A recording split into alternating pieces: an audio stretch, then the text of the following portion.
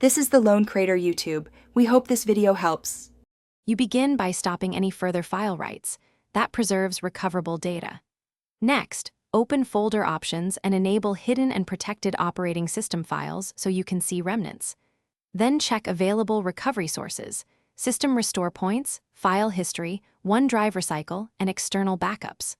Once done, disconnect any external USB drives to avoid accidental overwrites and note the drive letter you'll recover from. Make sure to run recovery tools with administrator rights so they can access low-level file records.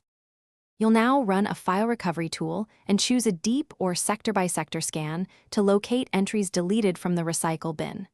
Point the scanner at the original drive letter, not the OS partition if different, and filter for file types you need to speed results.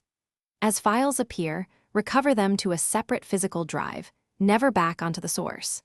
Make sure to verify file names and timestamps. Many tools give previews, so you can prioritize which files to restore first.